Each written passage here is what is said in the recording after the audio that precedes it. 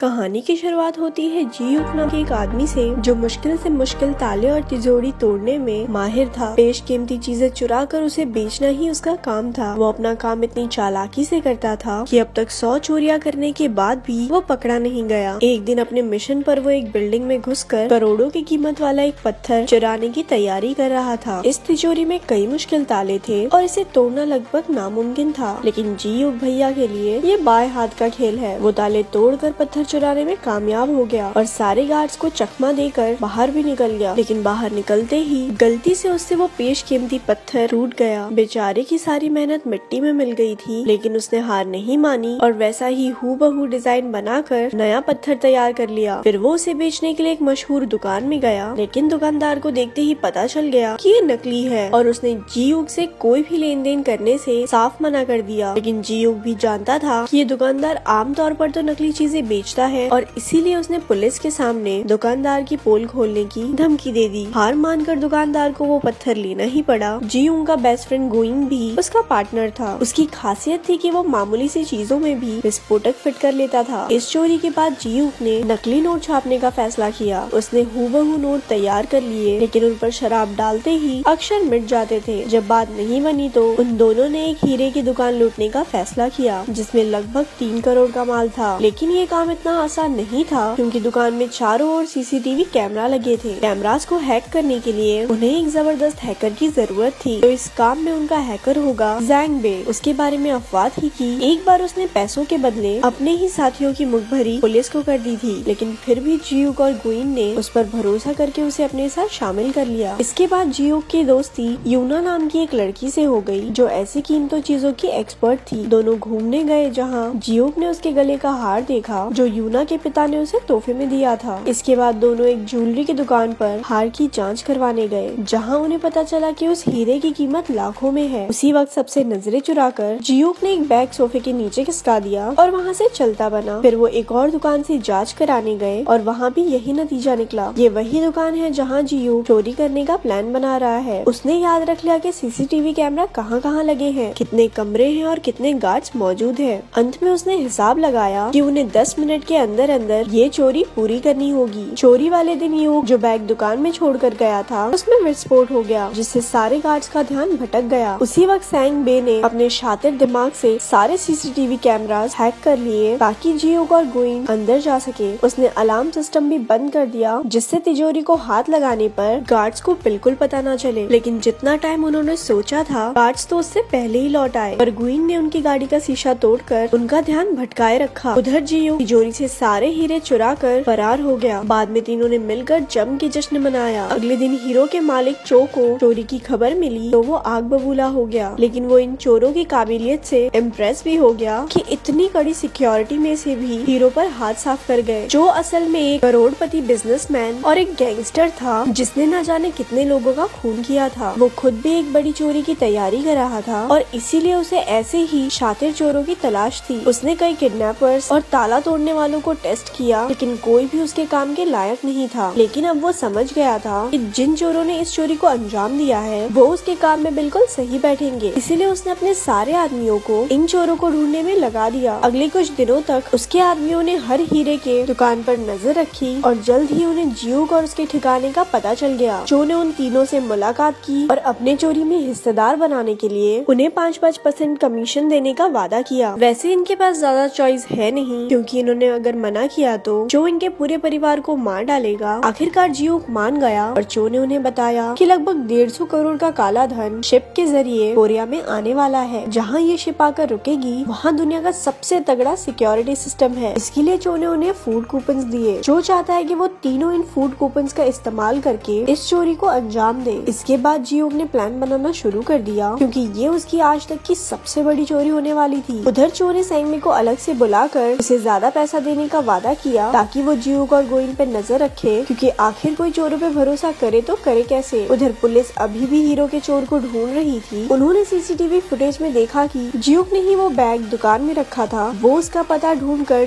जीयूक के घर में घुस गए, जहाँ उन्होंने उसकी अगली चोरी का सारा प्लान देख लिया। यहाँ से पुलिस को एहसास हो गया कि वो चोर से मिला हुआ है। चोरी से पिछले दिन जीयूक और गोइन बोट पर जाकर विस्फोटक और सिक्योरिटी सिस्टम को हैक करने के डिवाइसेस रखाए। अब अपने ठिकाने आने पर लौटकर जियूक ने गोइन से कहा कि वो चो को धोखा देकर सारा पैसा खुद ही क्यों नहीं रख लेते, लेकिन जैंग बे को उनके प्लान के बारे में पता चल गया और उसने चो को सारी खबर दे दी। चो को गुस्सा तो बहुत आया, लेकिन उसने जियूक से बाद में निपटने का फैसला किया क्योंकि अभी उसे उसकी जरूरत है। इसके बाद जियूक ऊना से मिलने गया, लेकिन वो उसकी यूं अचानक गायब हो जाने से बहुत नाराज थी। जब वो नहीं मानी तो जियूक ने बताया कि उसके पिता ही उसके गुरु थे। यूना का बाप मिस्टर ओ ही वो आदमी था जो जियूक को इस चोरी की दुनिया में लाया। एक समय ओ चोरी चकारी छोड़कर एक आम जिंदगी जीना चाहता था, लेकिन उसी दिन उसके बिजनेस पार्टनर चो ने उसे मार डाला। यूना को उसके किसी बात पर यकीन नहीं हुआ और वो वहाँ से चली गई। कुछ ही देर में चो के आदमी उसे किडनैप कर वहाँ से ले गए ताकि जियूक उससे गद्दारी ना कर सके। फिर चोरी को अंजाम देने का दिन आ गया और सारे चोर पोर्ट में घुसने में कामयाब हो गए। उधर से चो ने विस्फोटक में धमाका कर दिया, जिससे सारे सिक्योरिटी गार्ड्स का ध्यान भटक गया। मौका देखकर जैंग बे ने सिक्योरिटी सिस्टम हैक कर लिया और वहाँ के लोगों को लगा कि इस प्रॉब्लम को वो तो 40 मिनट में सॉल्व कर देंगे। अब जियूक और गोइन के पास काफी टाइम था। वो तिजोरी के पास गए और जियूक ने अपनी काबिलियत से ताला खोल लिया। अब उनके सामने पैसों का ढेर लगा हुआ था। बिना समय गवाए उन्होंने अपने ट्रक में पैसे भरने शुरू कर दिए और बदले में चो के दिए फूड कूपन्स रख दिए। धमाके की खबर सुनते ही पुलिस वहां आ पहुंची और उन्होंने पोर्ट को चारों ओर से घेर लिया, जिस वजह से जियूक अपने साथियों के साथ बाहर नहीं निकल पाया। उधर चो ने आकर जियूक पर बंदूक तान दी क्योंकि उसे जियूक की गद्दारी का पता चल गया था। चो ने यूना का हार दिखाकर कहा कि वो उसके कब्जे में है। उसकी जान बचाने के लिए जियूक ने अपने आप को पुलिस के हवाले कर दिया, लेकिन पकड़े जाने से पहले ही वो पानी में कूद गया और पीछे से पुलिस वाले उसके ऊपर गोलियां दागने लगे। उसमें से एक गोली उसे लग भी गई। उसके हाथ में जो बॉम्ब था वो भी फट गया, यानी कि ये साफ था कि वो मर चुका है। जब गोइंग को इसका पता चला तो वो अपने दोस्त को खोकर बहुत दुखी हुआ, लेकिन जैंग बे खुश था क्योंकि अब उसे जियूक के हिस्से के भी पैसे मिल जाएंगे। तभी उन दोनों में बहस छिड़ गई और जैंग बे ने चाकू से गोइंग का खून कर दिया। आखिरकार पैसों से भरा ट्रक चो के यहाँ पहुँचा, लेकिन उसके अंदर सिर्फ फूड कूपन्स भरा दे कि उनके पैरों तले जमीन खिसक गई। उसे कुछ समझ नहीं आ रहा था कि तभी जियूक का कॉल आया जो एकदम ठीक था। अब सारे पत्ते खुलने लगते हैं कि असल में शुरुआत से जो हुआ वो सब जियूक के प्लान का ही एक हिस्सा था। जियूक चो से मिस्टर ओ की मौत का बदला लेना चाहता था। सबसे पहले उसने जो नकली पत्थर बेचा उसमें एक माइक्रोफोन फिट कर दिया क्योंकि वो जानता था कि चो अक्सर वहाँ खरीदारी करने आता था। उसके प्लान के मुताबिक बिल्कुल वैसा ही हुआ और चो ने वो पत्थर खरीद लिया। उसकी बातें सुनकर जियूक को पता चला कि चो एक शातिर चोर की तलाश में है, तो उसने जानबूझकर हीरे चुराए ताकि वो चो की नजरों में आ सके। पूरा टाइम चो को लगता रहा कि वो जियूक को ढूंढ रहा है, लेकिन जियूक खुद ही उसके लिए सबूत छोड़ रहा था। जैंग बे भी जियूक का ही साथी था और वो बस चो के साथ होने की एक्टिंग कर रहा था। जियूक को पकड़ने आई पुलिस भी फर्जी थी और उसे लगने वाली गोली भी नकली थी। बेसिकली वो चो को चू बनाकर भाग गया। उधर पुलिस ने भी मरने का नाटक करने वाले गोइंग को भी बचा लिया और चो को पैसे के नाम पर कुछ मिला तो वो था ठेंगा। ऊपर से जियूक ने पुलिस को उसकी खबर भी दे डाली। पुलिस चो के अड्डे पर पहुंची जहां चो के आदमी और पुलिस में मारामारी शुरू हो गई। वहीं जैंग बे ने यूना को कैद से रिहा करवा लिया। अपने प्लान को चौपट होता देख चो भी वहां से भाग गया। जियूक के आदमी फूड कूपन से भरा ट्रक भी ले गए। हालांकि उसकी कोई खास कीमत नहीं थी, लेकिन फिर हमें पता चला कि कूपन असल में वही पैसे थे जो उन्होंने चुराए थे। जब वो ट्रक में पैसे भर रहे थे तो उन्होंने जियूक की नकली नोट बनाने वाली मशीन से उन्हें फूड कूपन बनाकर प्रिंट कर लिया। अब जैसे ही उन पर शराब पड़ेगी वो फिर से असली नोट बन जाएंगे। इसका मतलब पूरे टाइम पैसे चो की आँख के सामने ही थे, लेकिन वो उन्हें पहचान ही नहीं पाया। आखिरकार जियूक ने चो की गाड़ी को टक्कर मारकर उसे पुलिस के हवाले कर दिया। इसके बाद उन्होंने अपने ठिकाने पर कूपन्स पर शराब छिड़क कर उन्हें पैसों में बदल दिया। अब इतनी बड़ी चोरी की है तो जियूक कुछ महीने के लिए अंडरग्राउंड हो गया। एक दिन जियूक ने यूना को पैसे से भरा एक बैग भेजा जिससे वो दुबई में एक आर्ट गैलरी शुरू कर सकती है, जो कि हमेशा से उसका सपना था। वो दुबई पहुंची और वहाँ उसे एक म्यूजियम में अपना हार दिखा। तभी अपने जियूक भैया की एंट्री हुई और दोनों साथ मिलकर खुशी खुशी रहने लगे। और ऐसे ही ये मूवी यहाँ खत्म हो गई। ऐसी और स्टोरी सुनने के लिए हमारे पेज को लाइक करें।